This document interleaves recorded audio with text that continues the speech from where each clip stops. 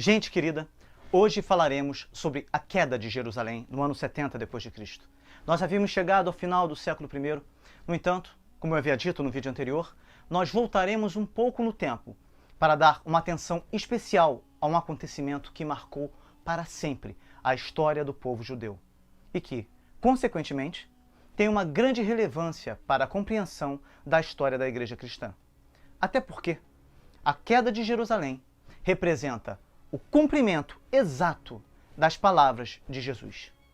Eu vou analisar alguns textos bíblicos que falam exatamente sobre esta profecia, dando ênfase principalmente aos textos contidos nos evangelhos sinópticos, ou seja, Marcos, Mateus e Lucas.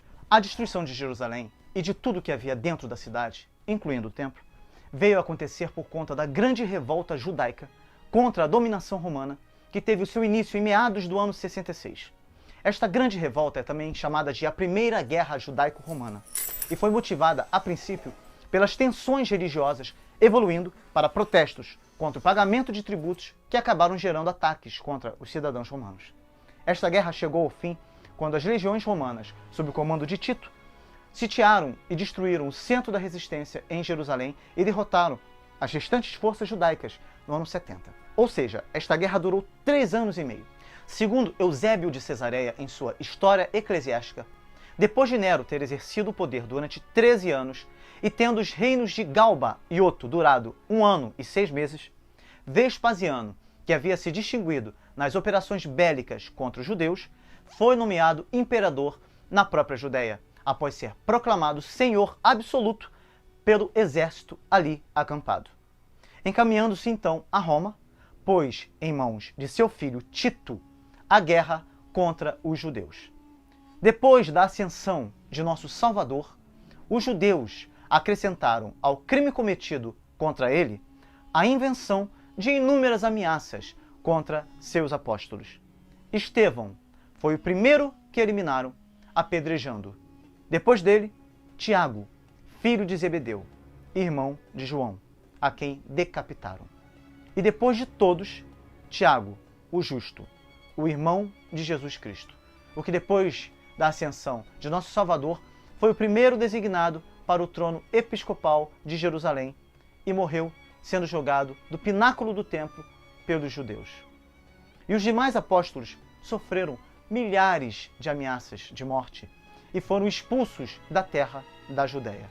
Porém, com o poder de Cristo, que havia lhes dito: Ide e fazei discípulos de todas as nações em meu nome, dirigiram seus passos para todas as nações, para ensinar a mensagem. E não apenas eles, também o povo da igreja de Jerusalém, por seguir um oráculo enviado por revelação aos notáveis do lugar, receberam a ordem de mudar de cidade antes da guerra e habitar certa cidade da Pérea chamada Pela. Tendo os que creram em Cristo emigrado até lá desde Jerusalém, a partir deste momento, como se todos os homens santos tivessem abandonado por completo a própria metrópole real dos judeus e toda a região da Judéia, a justiça divina alcançou os judeus pelas iniquidades que cometeram contra Cristo e seus apóstolos, e apagou dentre os homens toda aquela geração de ímpios. Quem, pois, quiser saber com exatidão os males que então caíram sobre a nação em todo lugar, e como especialmente os habitantes da Judéia viram-se empurrados ao fundo das calamidades, quantos milhares de jovens, de mulheres e de crianças morreram pela espada, pela fome e inúmeras outras formas de morte, e quantas e quais cidades da Judéia foram sitiadas, e também quantos horrores, e pior do que horrores, atingiram os que se refugiaram na mesma Jerusalém, por ser uma metrópole muito fortificada, assim como a índole de toda a guerra, os acontecimentos que nela se sucederam e como finalmente a abominação da desolação anunciada pelos profetas se instalou no próprio templo de Deus, tão célebre antigamente, que sofreu todo tipo de destruição e, por último, foi aniquilado pelo fogo, tudo isso encontrará na narrativa escrita por Joséfo. Josefo, filho de Matias, sacerdote originário de Jerusalém, foi o mais famoso de todos os judeus de sua época. E não somente entre seus compatriotas, mas também entre os romanos, ao ponto de ser honrado com uma estátua em Roma, e seus livros serem considerados dignos de uma biblioteca. Ele nasceu no primeiro ano de Calígula, 37 a 38 d.C. Entrou em contato com os romanos em 64. Em 66, comandou parte das forças revolucionárias da Galileia e caiu prisioneiro dos romanos em 67. Desde sua libertação em 69, tomou parte dos acontecimentos ao lado dos romanos e viveu em Roma o resto de seus dias. Ele expôs toda a antiguidade judaica em 20 livros completos e a história da guerra romana de seu tempo em 7 livros, assim como outros livros intitulados sobre a antiguidade dos judeus. Seus relatos são dignos de crédito. E segundo Josefo, houve uma série de sinais que precederam a guerra. Um astro que se deteve sobre a cidade, semelhante a uma espada de 2 gumes, e um cometa que durou todo um ano. Outra vez, quando, antes da insurreição e dos distúrbios que levaram à guerra, estando o povo reunido para celebrar a festa dos pães asmos, uma vaca que o sumo sacerdote conduzia ao sacrifício pariu um cordeiro no meio do templo. E a porta oriental do interior, que era de bronze e muito pesada, e que havia sido fechada ao anoitecer com dificuldade por 20 homens que a trancaram solidamente com ferrolhos presos com ferro, além de ter gonzos profundos, abriu-se sozinha à 6ª da noite. E passada a festa, não muito tempo depois, apareceu um fantasma demoníaco de tamanho incrível. E antes do pôr do sol, apareceram pelo ar, em redor de toda a região, carros e falanges armadas que se lançavam através das nuvens e rodeavam as cidades. E o que é mais terrível, um homem chamado Jesus, filho de Ananias, homem simples, camponês, 4 anos antes da guerra, quando a cidade desfrutava da maior paz e do máximo esplendor, veio à festa, pois era costume que todos erigissem tendas em honra a Deus. E de repente, começou a gritar pelo templo: voz do Oriente, voz do Ocidente, voz dos 4 ventos, voz sobre Jerusalém e sobre o templo, voz dos recém-casados e casadas, voz sobre todo o povo. Dia e noite gritava isto por todas as vielas. Mas alguns cidadãos notáveis, irritados pelo mau agouro, prenderam o homem e maltrataram-no, enchendo-o de feridas. Mas ele, que não falava em proveito próprio, nem por conta própria, continuava gritando aos presentes o mesmo que antes. Pensando então os chefes que a agitação daquele homem era algo demoníaco, conduziram-no ante o procurador romano. Ali, dilacerado com açoites até os ossos, não suplicou nem derramou uma lágrima, mas, tornando sua voz tão chorosa quanto possível, a cada ferida respondia: ai, ai de Jerusalém. Além destes sinais, segundo Flávio Josefo, houve um evento que marcou o princípio da destruição de Jerusalém. Os edomitas, antigos inimigos de Israel, atacaram a cidade santa. Várias vezes na história de Israel, quando este era atacado por seus inimigos pagãos, os edomitas entravam para destruir e desolar a cidade, aumentando assim grandemente a miséria de Israel. Você pode conferir no 2º livro de Crônicas, capítulo 20, versículo 2, capítulo 28, versículo 17. Também dê uma conferida em Salmos 137, versículo 7, Ezequiel 35, de 5 a 15, Amós 1, versículo 9 e versículo 11, Obadias, versículo 10 ao 16, você vai verificar exatamente isso. Os edomitas continuaram fazendo o mesmo e durante uma noite no ano 68 d.C., imediatamente antes do cerco de Jerusalém por Tito, os edomitas cercaram Jerusalém com 20.000 soldados. Quando eles esperavam fora dos muros, segundo Josefo, ali irrompeu uma tempestade assombrosa de noite, com extrema violência, ventos muito fortes, grande quantia de água, raios contínuos e trovões terríveis, com abalos e ruídos impressionantes da terra por causa de um terremoto.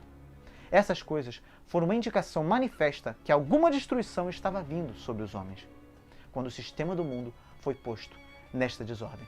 E ninguém duvidava que esses assombros prenunciavam alguma grande calamidade que estava chegando. Esta era a última oportunidade de escapar da condenada cidade de Jerusalém. Todo aquele que desejasse fugir tinha que fazê-lo imediatamente, sem demora. Os edomitas entraram na cidade e foram diretamente ao templo, onde assassinaram 8.500 pessoas, degolando-as. Ao encher o templo de sangue, os edomitas saíram como loucos pelas ruas da cidade, saqueando casas e assassinando todos que encontravam, incluindo o sumo sacerdote. Este foi o evento que, de acordo com o historiador José, marcou o princípio da destruição da cidade. Desde esse dia, pôde-se datar a queda dos seus muros e a ruína dos seus assuntos. E foi logo após esta tragédia que se deu o cerco de Jerusalém por Tito. E eu vou confessar para vocês que é muito difícil falar sobre a queda de Jerusalém, pois os sofrimentos ocasionados pela grande revolta judaica são indescritíveis. Os exércitos romanos, comandado pelo general e futuro imperador Tito, vieram uma parte por terra, outra parte pelo mar, se juntaram acima da Palestina, ao norte, e vieram descendo, destruindo tudo o que encontravam no caminho. Alguns estudiosos dizem que foi nesta ocasião que as cavernas ou o mosteiro de Qumran foi derrubado ou abandonado pelos seus moradores por causa da invasão dos romanos.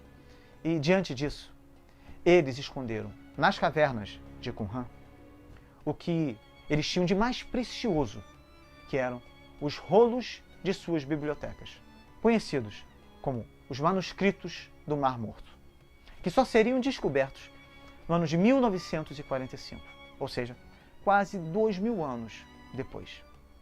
Os exércitos vieram dominando as cidades, vencendo toda a resistência. Quando chegaram na Galileia, os romanos capturaram o general Joséfo, que mais tarde veio a adotar o nome de Flávio Joséfo. E ele acabou colaborando com os romanos por considerar que não haveria possibilidade dos judeus vencerem a guerra. Desta forma, ele passou para o lado de Tito, tornando-se porta-voz dos romanos e intérprete nas negociações entre Roma e Jerusalém. Os romanos chegaram em Jerusalém no ano 66. Jerusalém se tornou o último reduto dos judeus, que vieram de todas as partes para se refugiarem ali. Porque, além de ser o último bastião da resistência judaica, Jerusalém possuía o que era de mais precioso para o povo judeu. Eu estou falando do templo. Os romanos já haviam tentado passar pelas muralhas para poderem tomar a cidade, mas não tiveram sucesso em nenhuma de suas tentativas, pois os judeus, que eles chamavam de rebeldes, de insurgentes, eles se negavam a desistirem. Eles resistiram bravamente ante as ameaças romanas. A cidade de Jerusalém era muito fortificada, impenetrável para os ataques romanos. Seus vários muros, feitos com várias camadas de grandes pedras, resistiam às batidas ferozes das máquinas romanas. Uma das portas do templo, feita toda em bronze maciço, era tão pesada que era preciso, como eu já falei, 20 homens fortes para abri-la, tornando o templo um lugar impenetrável ao inimigo. E por conta da dificuldade que estavam encontrando para tomarem a cidade, os romanos viram a necessidade de traçarem um plano diferente. Um conselho de guerra foi convocado por Tito e duas estratégias foram levantadas. Ou eles invadiriam imediatamente a cidade de forma violenta, ou eles sitiariam a cidade impedindo que seus moradores pudessem sair para obter os produtos necessários para sua subsistência. Isto levaria, ainda que de forma mais lenta, os moradores a ficarem cada vez mais debilitados e fracos. E mais cedo ou mais tarde, eles teriam que se render. E esta foi a estratégia adotada pelos romanos.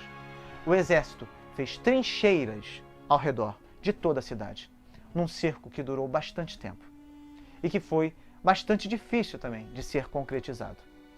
Durante o cerco, havia na cidade de Jerusalém, segundo os números de Joséfo, 3 milhões de pessoas. Eram judeus de todo o mundo que haviam chegado a Jerusalém para a celebração da Páscoa e ficaram ali presos devido ao cerco dos romanos. Embora este número seja considerado um exagero por parte de alguns autores, o fato é que a quantidade de judeus, por conta da Páscoa, era muito grande. Havia escassez de alimentos. Milhares de pessoas morriam de fome. Segundo Joséfo, a fome excede todos os sofrimentos, mas nada ela destrói mais do que o senso de dignidade, pois o que em outro tempo seria dito como digno de respeito é depreciado em tempo de fome. Assim, as mulheres tiravam os alimentos da própria boca dos maridos, os filhos da de seus pais, e o que é demasiado lamentável, as mães das bocas de seus filhos. E enquanto os seres mais queridos se consumiam entre suas mãos, nada os refreava de tirar-lhes as últimas gotas que os permitiam viver.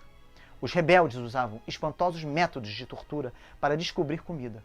Obstruíam a uretra dos desgraçados com grãos de legumes e transpassavam-lhes o reto com varas pontiagudas. Padeciam-se tormentos que espantam apenas por ouvi-los, até confessar a posse de um único pedaço de pão e descobrir um só punhado de farinha escondida. Rapazes e jovens inchados vagavam pelas praças como espectros e caíam mortos onde a dor os colhesse. Os doentes não tinham forças para enterrar seus parentes, e os que teriam podido negavam-se por serem tantos os mortos e pela incerteza de seu próprio destino. De fato, muitos caíam mortos junto aos que tinham acabado de enterrar, e muitos iam à sua tumba antes que a necessidade o impusesse. Não havia lamento nem choro por essas calamidades. A fome afogava os sentimentos, e os que lentamente morriam contemplavam com olhos secos os que morriam antes deles. E pior do que tudo isso eram os ladrões. Penetravam nas casas como ladrões de tumbas, despojavam os cadáveres e, depois de arrancar os panos que cobriam seus corpos, iam embora entre risadas. Testavam o fio de suas espadas nos cadáveres e, provando o ferro, atravessavam alguns que, já caídos, ainda viviam. Mas se alguém lhes pedia que utilizasse nele sua força e sua espada, desdenhavam-no e abandonavam-no à fome. E tudo o que expirava olhava fixamente para o templo, porque deixava vivos atrás de si os rebeldes. A necessidade fazia com que levassem tudo à boca, e quando recolhiam o alimento, até indignos dos animais irracionais mais repugnantes, levavam-no para comer escondido.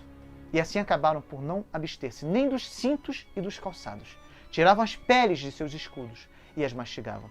Uma mulher, notável por suas riquezas e sua linhagem, que havia fugido para Jerusalém com o resto da multidão e que com esta compartilhava o assédio, teve todos os seus bens confiscados pelos tiranos, e o resto do seu enxoval e o pouco alimento que encontraram foi sendo roubado por pessoas armadas que entravam a cada dia. Mas, como ninguém a matava, movidos pela ira ou pela compaixão, e cansada de buscar alimentos para outros, que já eram impossíveis de encontrar em parte alguma, com as entranhas e a medula trespassadas pela fome, tomou como conselheiras a cólera e a necessidade e se lançou contra a natureza agarrando o seu único filho, uma criança ainda de peito, e disse: criatura desgraçada, em meio à guerra, à fome e à revolta, para quem vou guardar-te? Entre os romanos, se por acaso cairmos vivos em suas mãos, há escravidão. Mas a fome se antecipa à própria escravidão, e os rebeldes são ainda piores do que ambas as coisas. Eia, seja alimento para mim, maldição para os rebeldes e fábula para o mundo. A única coisa que faltava às calamidades dos judeus. Enquanto dizia essas coisas, deu morte a seu filho. Depois assou e comeu a metade. O resto guardou escondido. Em seguida apareceram os rebeldes e, farejando a ímpia exalação, ameaçaram a mulher de degolá-la imediatamente se não lhes mostrasse o que tinha preparado. Ela então lhes disse que para eles guardava uma boa porção e revelou o que restava de seu filho. O horror e o pasmo surpreendeu-os na hora e ficaram cravados no lugar diante daquele espetáculo. Mas ela disse: é meu próprio filho e eu o fiz. Comei, pois também eu comi. Não sejais mais brandos do que uma mulher, nem mais compassivos do que uma mãe. Mas se por escrúpulos piedosos recusais meu sacrifício, eu já comi por vós. Fique o resto também para mim. Depois disto, aqueles foram-se tremendo. Foi a única vez em que se acovardaram e que, de mau grado, cederam à mãe tal comida. Em seguida, a cidade inteira encheu-se de horror. E todo mundo estremeceu ao ser-lhe apresentado frente aos olhos aquele crime como sendo seu próprio. E entre os esfomeados havia pressa para morrer, e uma certa inveja pelos que haviam se adiantado morrendo antes de ouvir e contemplar semelhantes horrores. Depois de anos de cerco, os corpos jaziam apodrecidos nas casas, ruas e esgotos da cidade, causando um cheiro insuportável, a ponto de as pessoas comerem a carne dos que iam morrendo, para que também não viessem a morrer de fome. Segundo Joséfo, os últimos dias daquela guerra foi um tempo quando os dias eram gastos em derramamento de sangue e a noite em temor. Foi um tempo quando era comum ver cidades cheias de cadáveres, quando os judeus entraram em pânico e começaram a matar indiscriminadamente uns aos outros, quando os pais matavam com lágrimas toda a sua família para evitar que eles recebessem tratamento pior dos romanos, quando, em meio à terrível fome, mães matavam, assavam e comiam seus próprios filhos. Vejam em Deuteronômio 28, 53, uma profecia exatamente sobre isso, a profecia de Moisés. Quando a terra inteira estava cheia de fogo e sangue, quando os lagos e mares ficaram vermelhos devido aos corpos mortos que flutuavam por toda parte, jogados nas praias, inchando ao sol, apodrecendo e partindo-se. Quando os soldados romanos capturavam as pessoas que estavam tentando escapar, então as crucificavam. Em média, 500 pessoas eram crucificadas por dia. Seja crucificado, caia sobre nós o seu sangue, sobre nossos filhos. Tinham gritado os apóstatas, aproximadamente 40 anos antes, Mateus 27, 22 a 25. No ano 70, a muralha finalmente se rompeu. Jerusalém caiu e os romanos entraram e destruíram e a saquearam juntamente com o templo. E quando tudo tinha terminado, mais de 1 milhão de judeus tinham sido assassinados no cerco de Jerusalém. Quase outro 1 milhão de pessoas foram vendidas como escravos por todo o império, e toda Jerusalém queimava em ruínas, virtualmente despopulada. Os dias de vingança tinham chegado, com uma intensidade horrível e sem misericórdia. Jerusalém, assim como o templo, estava nas mãos dos romanos. E ao entrar na cidade, Joséfo nos conta que Tito se encheu de admiração pela sua força. De fato, ao contemplar a sólida altitude das torres, a magnitude de várias das pedras e a precisão de suas junções, e ao ver quão grandes eram sua amplitude e quão vasta sua altura, claramente exclamou Tito: lutamos com Deus do nosso lado. E foi Deus quem derrubou os judeus daqueles baluartes, pois o que as mãos humanas ou máquinas podiam fazer contra aquelas torres. Tais foram as confissões do general pagão. Certamente deve ter sido o cerco mais terrível de toda a história do mundo registrada. Tito não podia negar a ansiedade que tinha por querer tomar o templo com todos os seus tesouros. Mas, contrário às suas ordens, um soldado, montado nos ombros de um de seus camaradas, ateou fogo em uma pequena porta dourada no pátio exterior. Mas conforme Flávio Joséfo escreveu em sua obra Guerras Judaicas, ele disse exatamente o seguinte: aquela construção, que era o templo, Deus havia sentenciado há muito para o fogo. E agora havia chegado o dia fatídico. Um dos soldados, sem esperar ordem e sem temer o que haveria de fazer, mas movido por um impulso sobrenatural, tomou um tição de fogo da madeira que ardia e, ajudado por um companheiro, lançou o petardo terrível através de uma das janelas douradas do templo. Quando as chamas cresceram, um grito tão agudo quanto a tragédia ouviu-se da parte dos judeus, pois aquilo que haviam guardado tão cuidadosamente estava para ser destruído. Enquanto o santuário ardia em chamas, não se mostrava misericórdia pela idade nem posição social. Ao contrário, crianças e velhos, leigos e sacerdotes iam sendo massacrados igualmente pelos soldados. O imperador determinou que a cidade inteira e o templo fossem arrasados até aos fundamentos, com exceção das torres altas de Fazael, Ípico e Mariame, e aquela parte da muralha que cerca a cidade pelo oeste. O resto da muralha foi de tal forma nivelada a não deixar aos futuros visitantes qualquer indicação de que ali, antes, tinha sido um local habitado. Pois é, poupou-se algumas partes da muralha, mas o templo foi nivelado, ou seja, não ficou pedra sobre pedra. Ao ponto de Joséfo dizer que se alguém não conhecesse a história, chegando naquele lugar, não saberia que ali um dia teve uma construção. Em 1968, foram feitas escavações que desenterraram muitas das pedras que foram derrubadas do muro do templo e da cidade.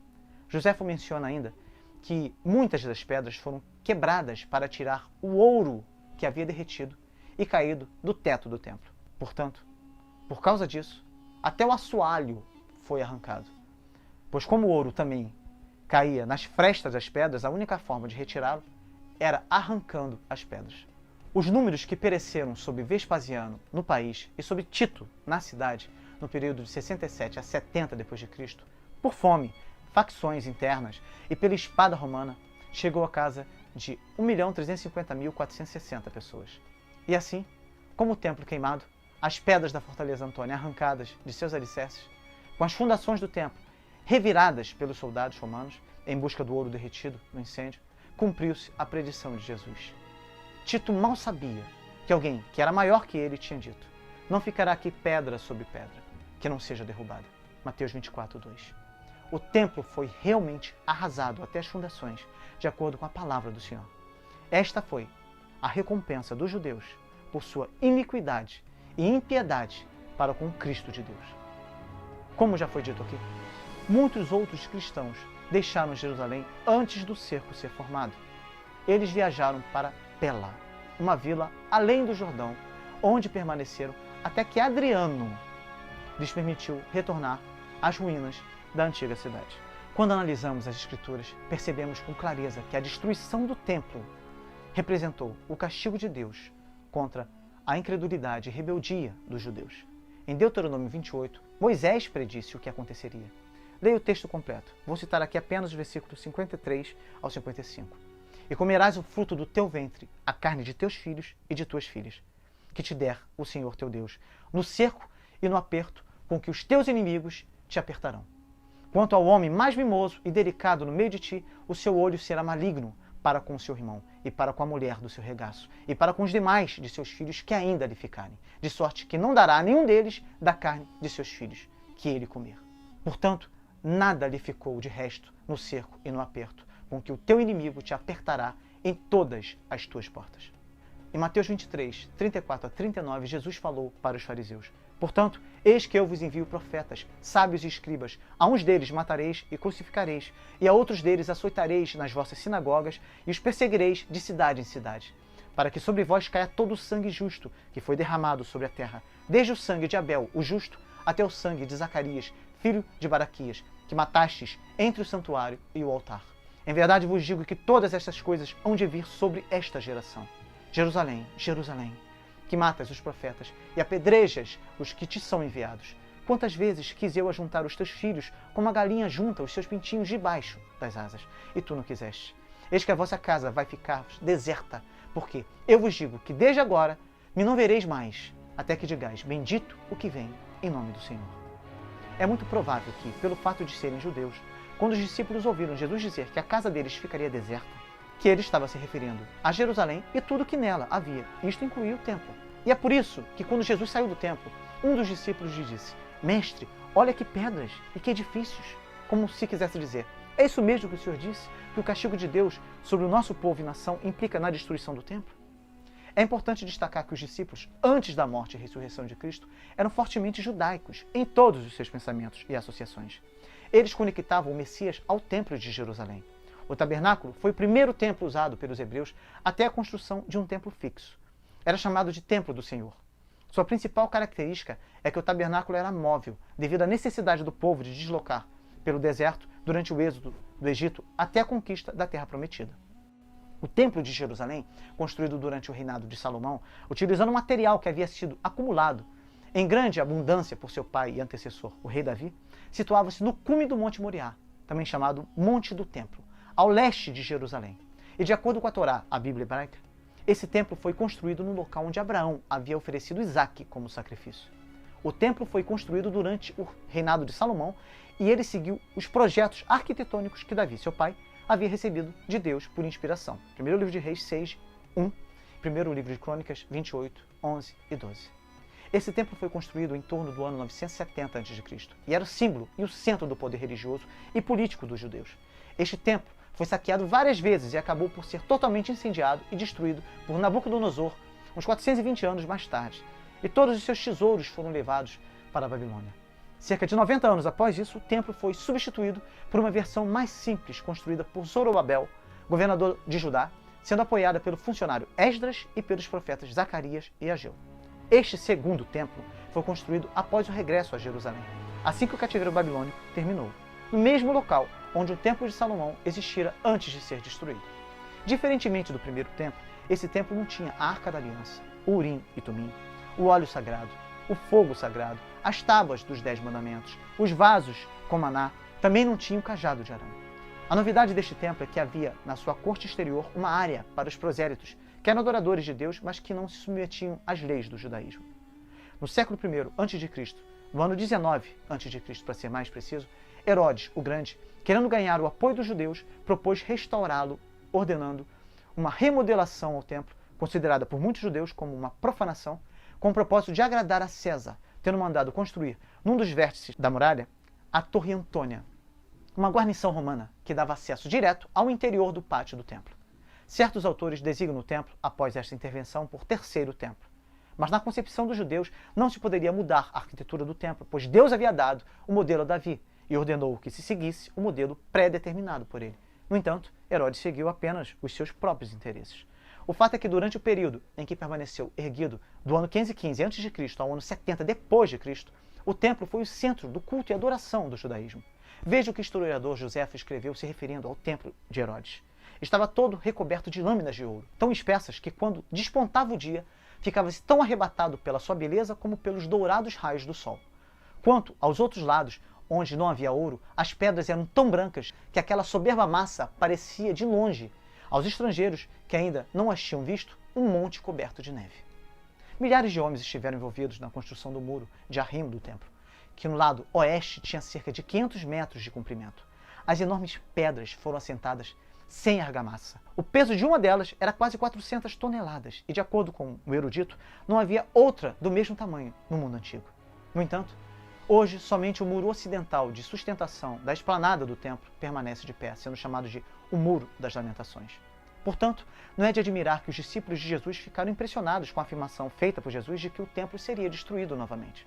Veja o texto de Marcos 13, de 1 a 4. E saindo ele do templo, disse-lhe um dos seus discípulos: Mestre, olha que pedras e que edifícios. E respondendo Jesus, disse-lhes: Vês estes grandes edifícios? Não ficará pedra sobre pedra que não seja derrubada. E assentando-se ele no Monte das Oliveiras, de fronte do templo, Pedro e Tiago e João e André lhe perguntaram em particular: Dize-nos, quando serão essas coisas? E que sinal haverá quando todas elas estiverem para se cumprir? Quando analisamos esta passagem nos evangelhos sinópticos de Mateus e Lucas, para uma melhor compreensão da mensagem de Jesus, percebemos que Jesus revela aos seus discípulos as coisas que iriam acontecer. Jesus fala sobre a destruição do templo, sobre as perseguições que haveriam de vir e sobre a sua segunda vinda em glória e a necessidade de vigilância que devemos ter.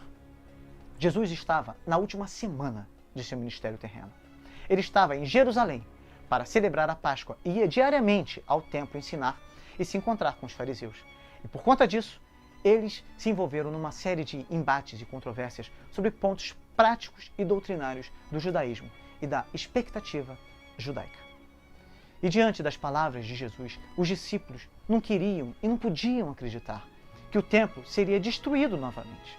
E note que para o judeu, dentro do templo, no local chamado Santo dos Santos, Deus se manifestava, pois o Santo dos Santos era o local da presença de Deus. E o templo era o único lugar em que os judeus podiam adorar. Ali eram oferecidos diariamente os sacrifícios a Deus e os sacerdotes ministravam ali. E era ali que os judeus iam obter o perdão para os seus pecados, mediante oferta de animais, ou manifestar a sua gratidão através de outras ofertas, de acordo com a lei de Moisés. E era ali que o sacerdócio operava segundo a própria instituição estabelecida por Deus. O templo era o centro da religião, que Deus, o próprio Deus, havia revelado no Antigo Testamento. Deus iria abolir o que ele mesmo havia instituído? O templo havia sido construído seguindo as orientações que o próprio Deus havia minuciosamente dado a Davi. Portanto, a destruição do templo pelo próprio Deus representaria um castigo muito grande para o povo de Israel. Isso sem falar que a destruição do templo estava associada ao fim do mundo, ou ao fim da era presente, pois os judeus dividiam a história em duas etapas, antes e após a vinda do Messias. Antes da vinda do Messias, os judeus estariam debaixo do regime dos povos inimigos, sofrendo toda a sorte de dor e sofrimento. E esse período era chamado de a Era Presente. E a Era Vindoura seria inaugurada com a vinda do Messias, que viria para reverter a situação de opressão na qual o povo judeu estaria submetido e colocaria Israel, e consequentemente Jerusalém, como o centro do mundo. E os judeus dominariam sobre a terra juntamente com o Messias. Ficou mais claro agora perceber que para os discípulos era difícil de entender as palavras de Jesus, pois a destruição do templo representava o fim da era presente ou o fim do mundo? Pois é, no entanto, elas foram literalmente cumpridas cerca de 40 anos depois de terem sido faladas e da mesma maneira que o Senhor Jesus havia predito. O Evangelho de Lucas, capítulo 19, 43 a 44, registra as seguintes palavras: Porque dias virão sobre ti, em que os teus inimigos te cercarão de trincheiras, e te sitiarão, e te estreitarão de todos os lados, e te derrubarão, a ti e aos teus filhos, que dentro de ti estiverem, e não deixarão em ti pedra sobre pedra, pois que não conheceste o tempo da tua visitação. Em Mateus 22, de 1 a 14, Jesus, numa discussão com os fariseus, conta uma parábola de um rei que deu uma festa de casamento do seu filho e os convidados não quiseram vir para as suas bodas. O rei mandou outros emissários, mas estes também foram rejeitados e mortos. O versículo 7 nos diz assim: E o rei, tendo notícia disto, encolerizou-se e, enviando os seus exércitos, destruiu aqueles homicidas e incendiou a sua cidade. Os judeus sabiam que nesta parábola o rei era Deus, o casamento do filho é a vinda de Cristo e o encontro com seu povo. Os convidados eram o povo judeu, os emissários que foram chamar os convidados eram os profetas, e a rejeição deles significava a rejeição de Deus. Jesus estava dizendo que Deus mandaria destruir e queimar a cidade, porque os judeus recusariam receber o filho dele. Lucas 21, de 20 a 24, diz assim: Mas, quando vires Jerusalém cercada de exércitos, sabei então que é chegada a sua desolação. Então, os que estiverem na Judéia, fujam para os montes. Os que estiverem no meio da cidade, saiam. E os que estiverem nos campos, não entrem nela. Porque dias de vingança são estes, para que se cumpram todas as coisas que estão escritas. Mas ai das grávidas e das que amamentarem naqueles dias, porque haverá grande aperto na terra, e ira sobre este povo, e cairão ao fio da espada, e para todas as nações serão levados cativos, e Jerusalém será pisada pelos gentios, até que os tempos dos gentios se completem. Diante de todas essas passagens, temos um quadro nítido diante de nós. Jesus anunciou que a cidade, e consequentemente o templo, seria sitiada de exércitos que viriam com instrumentos de justiça e ira, da ira de Deus, contra aquele povo, pela rejeição não somente dos profetas, mas do próprio Messias, o Filho de Deus. Que trincheiras seriam construídas contra a cidade por esses exércitos inimigos, que a cidade seria invadida, queimada e arrasada, que a sua população seria massacrada, morta à espada, o templo seria destruído, pedra a pedra, e os seus sobreviventes seriam dispersos pelo mundo todo. Foi exatamente isso o que aconteceu. Sim, Jesus era profeta. A Bíblia é a palavra de Deus e nos afirma que, além de profeta, Jesus era sacerdote e rei. Jesus é o Filho de Deus. E eu espero que, após tudo o que aconteceu e que hoje temos acesso de maneira tão clara, você tenha uma posição bem diferente daqueles que negaram o Messias. A destruição do templo representa o castigo de Deus contra a incredulidade e a rebeldia dos judeus. E hoje, o castigo de Deus alcançará a incredulidade e rebeldia de todo aquele que negar o sacrifício de seu Filho Jesus Cristo. Que você, longe de ser um incrédulo e um rebelde, possa ser um cristão verdadeiro. Esta é a única forma de você ser livre da ira vindoura. A ira de Deus virá no dia do juízo e todo pecador está sujeito a ela. Mas o que recebe a Jesus como seu Salvador é livre dela, como diz 1 Tessalonicenses 1:10. Esperar dos céus a seu Filho, a quem ele ressuscitou dos mortos, a saber, Jesus, que nos livra da ira futura. Que seja assim com você, meu irmão. Em nome de Jesus. Ore comigo. Senhor Deus, o teu Filho amado veio até nós, não para julgar o mundo, mas para que o mundo fosse salvo por ele. Quem crer nele não é condenado. Nós queremos crer em Jesus. Queremos ser libertos de tudo que nos traz engano e nos leva a pecarmos diante de Ti. Que a luz do Evangelho nos ilumine agora mesmo. Entre em nossa vida, Senhor Jesus. Nós clamamos a Ti. Perdoa-nos pelas nossas muitas transgressões. Salva-nos e livra-nos da ira vindoura. Que sejamos Teus instrumentos nesta terra, para anunciarmos a Tua grandeza, pois Tu nos chamaste das trevas para a Tua gloriosa luz. E nós queremos ser iluminados pela Tua luz todos os nossos dias. Que seja assim, em nome de Jesus. Amém.